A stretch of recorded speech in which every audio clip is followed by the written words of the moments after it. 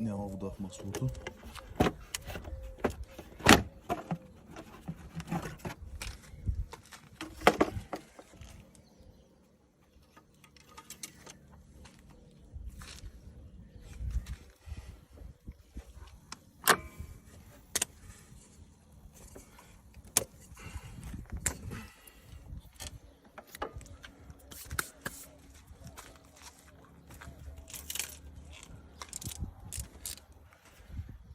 Тези свещи се развиват ли?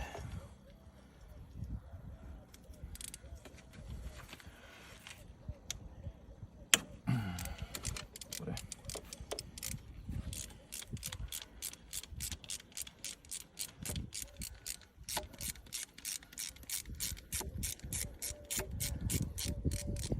Трябваше ръка да се сложа.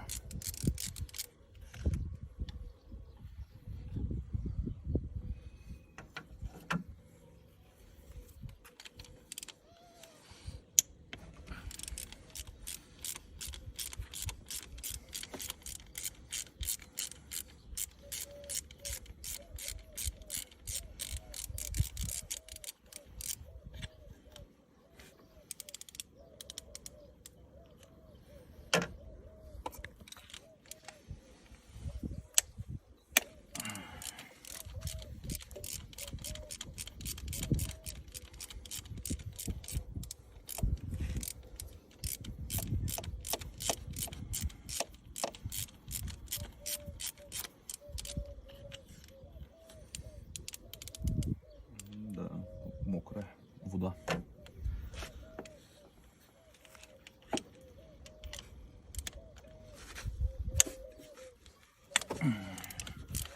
Добре.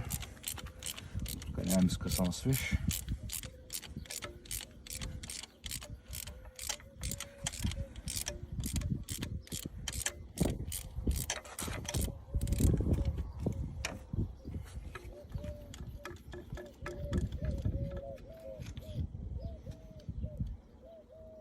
Се била мокра, ама изсъхнала.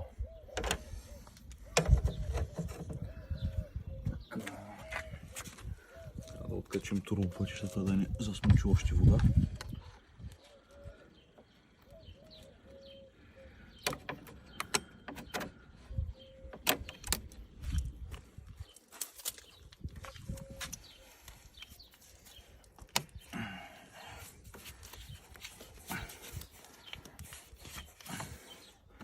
Да, има вода.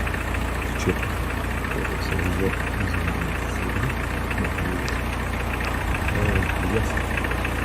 Ще има някаква възможност се вижда водата.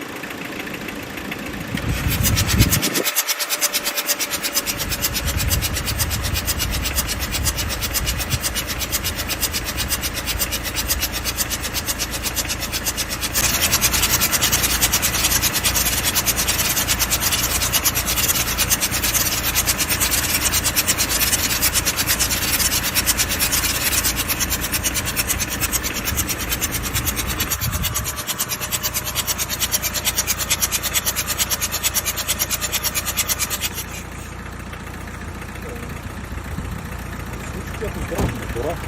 Има конкуренция. Ще всичко обратно се разбира. Да, не е добре. Той е скоро ремонтиран.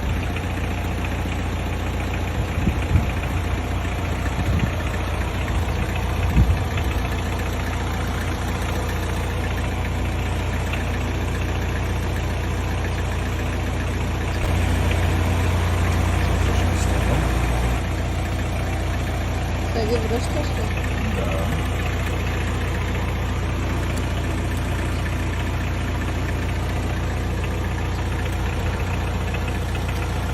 И не е ли опасно тук? Кое? Тока. Не.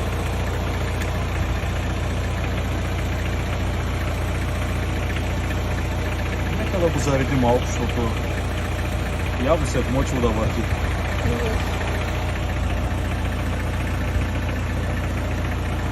Сега първо ще завъртим без да закачам дюзите. Ще завъртим без гориво да им се превъртим мотора.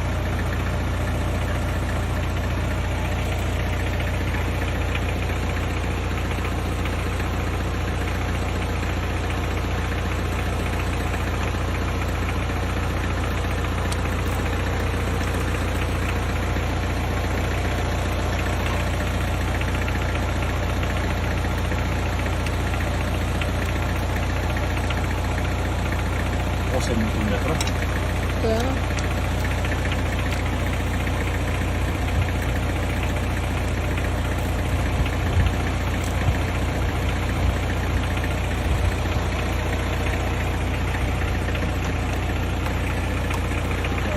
Връщаме и става подгрева.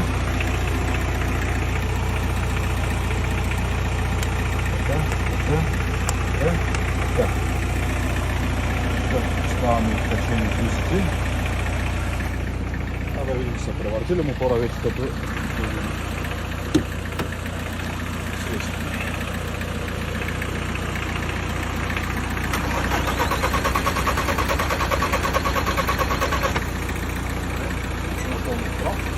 Да.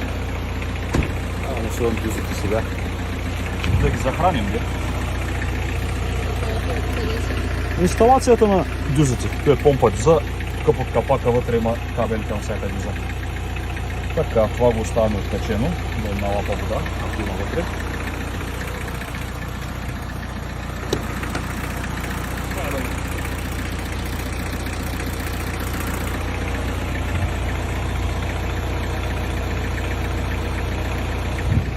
Идва кола.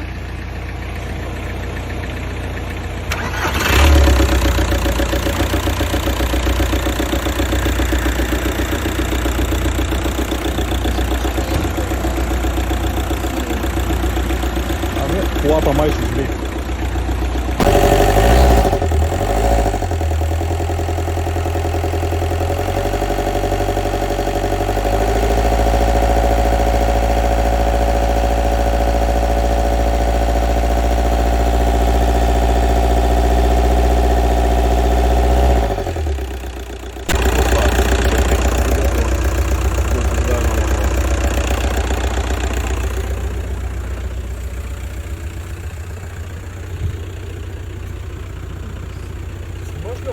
Да. Да знаете, мостчето до Владиславово така става, оттам не се минава. Да. Който е отварва. Колата има разни шумове, но това е от заминалия демпфер. В момента я караме на разкачени турбопътища все още, просто да им как се държи.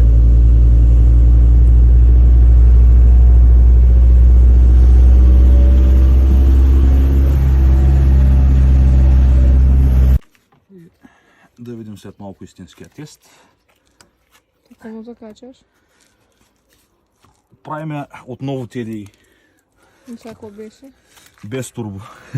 Какво е? И са турбопътищата. Надува на турбото тук след кулера, идва нагоре, колектора и в мотора. Така за блондинките обяснявай по-подробно.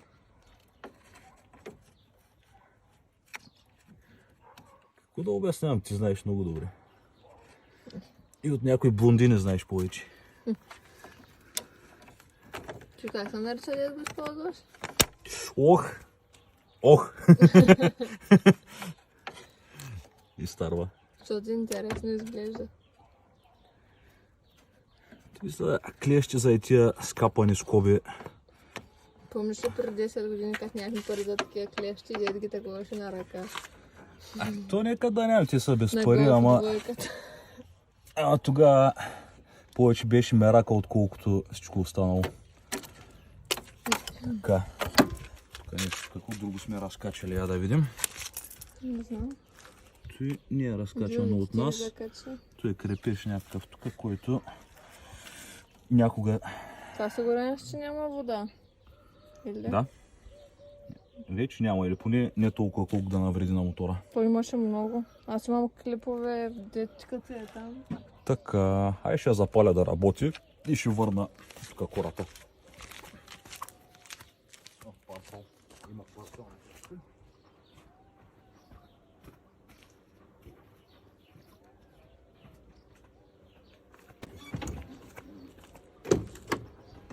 да видим. Ще я бъде ли?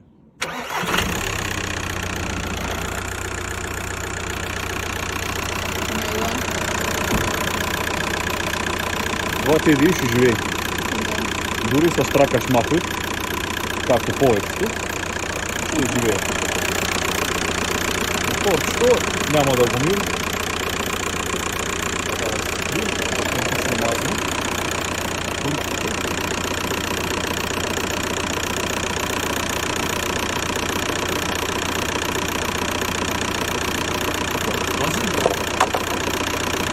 Да се види, ангренажчето е на една седмица. Према седмица направихме ремонт. Беше ударил. Сега... Тя ще е шукана. Ще пробвам нещо да направя за нея.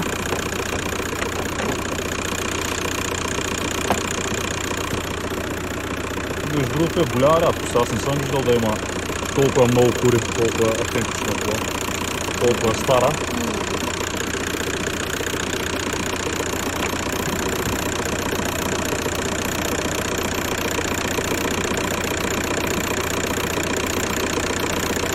Той е демпфер много ма дразни.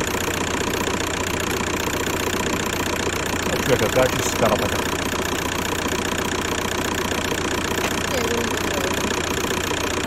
И между другото все още не знае, че има кола. Тя беше отписана.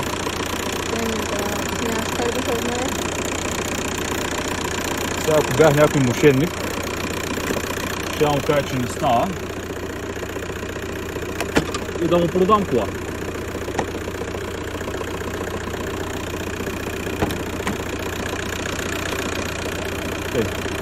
Ще измислим нещо по-късно. Или утре. Така или иначе утре ще се вземе. Нямаше да едно дето с него може да се слепи. Аз ще го оправя по-късно. И не е интересно. Така. Трябва да му направи заварка. Снимаш ли в момента? Да. Да видим това старо TDI, отдадено. Как е като здраве? Хвърля ли масло? Бомба е. Не, тук дали хвърля масло?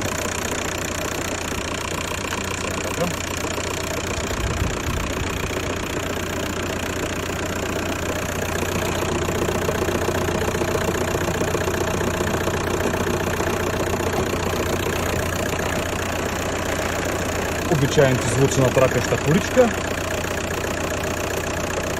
Няма как, вече са над 20 и над 20 години тия коли. Така малко ще почистим после. И сега ще пробваме да видим как върви. Ето и сега се включваме. С закачени туропъчета. Този демпфер иска да му удари по челото. А да това TDI.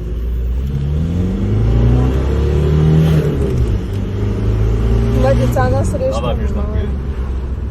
Така, ще живее количката, човека ще се я кара. Да. Малко гадна ситуация се получи, тък му сменихме ангренажа, човека дойде с оплакване някакъв теч тия, че се отказа от водната помпа и като погледнах, видях дота на помпата и всичко, което се четеше там. Цялото задвижване беше 2012 година, сега сме 24-та. Човека каза, че никога нищо не е сменял, само е карал колата. Нека спре. Сменихме ремъчето, цял комплект, едно тампонче на двигателя. И всичко е точно.